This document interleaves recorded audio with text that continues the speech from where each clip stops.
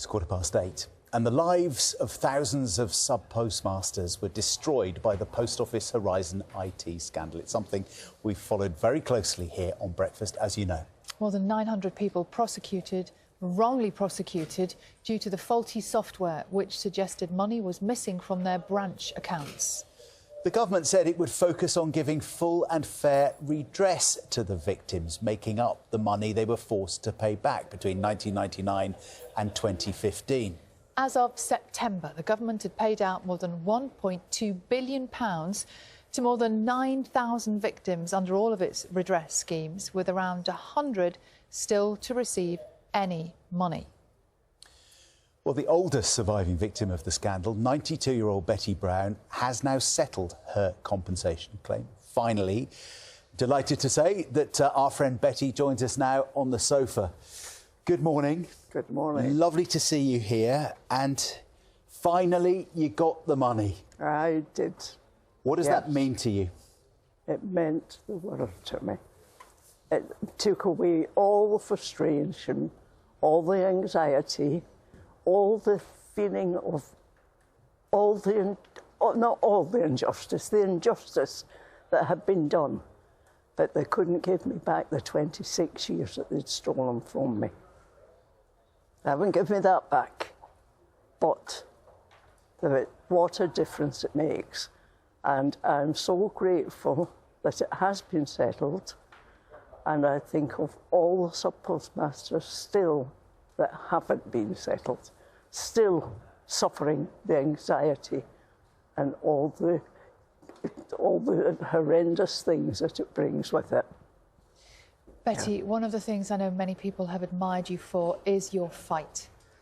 You fought for a long, long time. What does it feel like now to know that that fight is done? It's got two meanings to it. I am so grateful that at last it is done. But to get to the end of it, the post office, the government, used all their powers to stop us. They were determined that no one was going to win. Just think back, they sacked George Fraser because he was getting at the truth. They stopped Second Sight because it was getting at the truth. They got Gareth Thomas, who was going to the Prime Minister and telling them the hard facts and the truth and what he had to do and do it now. He got sacked. So the institution is closed up against you. There's no way that you can do it. And you just plod on at them. Yes. And you had to plod on for years, didn't you? You Yes. would go to them and say, this is how much I'm owed, and then they would fight it, and you'd go back again and again and again. Have you actually got the money now? Has it gone into your account? Oh, yes, you've got it's gone into the account. I bet that was quite a moment, wasn't it? Yes, it was. And it's going out the account as well. Yeah, that's the thing to be careful Talk of. about that. So what do you do with the money now you've got it? Well, I'm doing all the things that I wanted to do and a few bit more besides, and enjoying it. Enjoying it. Yes. What does that mean, Betty? What does enjoying it mean? What do you enjoy doing?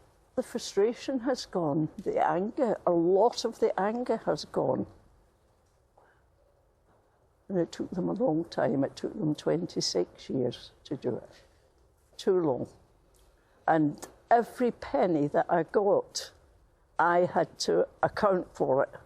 I got every penny of a redress. There's not one penny of compensation for us. That's None of really that. interesting, because people might not know that. Yes, two different things. Yeah. Redress is what the post office stole from us. They've given us it back. Oh, but they haven't given it all back. There's still all these sub-postmasters out there still fighting for it, and that's all wrong. Stop all these committees. Don't invent more committees. Don't invent more teams to look at this, that, and the other. Just go down there with 3 people in a room, sub-postmaster, a forensic accountant and a solicitor. The figures are all there. They've been all through the High Court. Judge Fraser has seen them all. Just say to them, this is how much you have claimed and proved in your redress. Can we pay that? And pay it, finish it. Because the government have just reached this age, they're not going to ever finish this. And it's got to be finished. Having got your money at last, I bet it takes some of the pressure off at Christmas time, doesn't it? Because it's such an expensive and stressful time. How will this Christmas then feel different from the last few Christmases for you? Oh, yes, I won't have any anxiety. I'll be able to sit down and really enjoy Christmas as a time of peace and goodwill at long last. First time in 25 years. And as part of that goodwill, yes, you have made a very special gift, haven't you, to the church? Oh, yes, enormously, yes. the central heating boiler had broken down, so we needed some new central heating. And we had jokes, we were going to have a blanket shelf for worshippers. But we've put 2 new boilers in and central heating in, and that'll help the community, because the church helps everybody who they can help. It's their home for everyone, and they're welcome. You're not judged in anything, so they can come in and they can enjoy the heat now. On Christmas Day, they'll be a bit warmer, won't they, at church? Yes. Yeah. Thanks to you. Yes. Do you know what, Betty? I think there'll be lots of people, every time we hear from you, who take great comfort and inspiration from your fight and your determination, whatever stresses that they've got in their own lives. And I just wonder, as we approach Christmas, if you've got a message for all of us, for our viewers, for Christmas and for the year ahead, if you'd like to look at that camera there and maybe just tell viewers what you think and how you think we should all approach the Christmas season and the year ahead. Well, when I was down in London in November, we were invited to the opening of the Remembrance Weekend Poppy celebrations. And there I met some of the Chelsea pensioners. And we went into Westminster Gardens, walking along with just following the crowds round.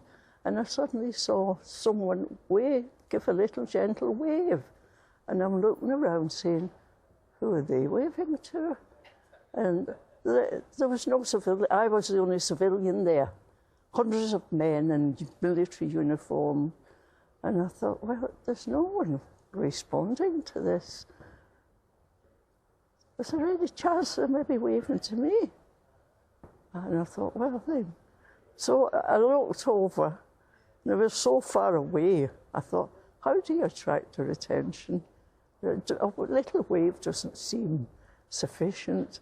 And I thought, I know what I'll do. I blew them a kiss. And I saw from the distance the smile on this pensioner's face. And he waved back. And I thought, glory be. It was me that he was waving to. And this happened as we went along with the crowds. And at the end of the service, when Her Majesty had left, I had a Chelsea pensioner standing in front of me with a carer, and the carer saying to me, I'm having a terrible time with this guy, you know. He said that they're not going home because they want to shake your hand. Aww. And I said, really? Oh, well, how did you do it? He said, I tell you what, he said, I'm standing here because I fought the good fight. He said, and you have fought the good fight. He said, and I want to shake your hand for it. And I was overwhelmed. I've never in all my life experienced such a feeling as that was. He was a hero, and our country fought for our king and country. And he was admiring the old standards that we have that we did have and the traditions was really, that touched me. And you think we should all fight the good fight? Yes. Betty, at Christmas, Merry Christmas. What a year you've had. But thank you so much for coming in and talking to us all today. Thank you. It's lovely to see you. And maybe every time someone waves, blow them a kiss. Yeah, just maybe blow a that's kiss. the advice. There'll be lots of Betty? people blowing a kiss at you right now. Thank you so much. Now, last year, these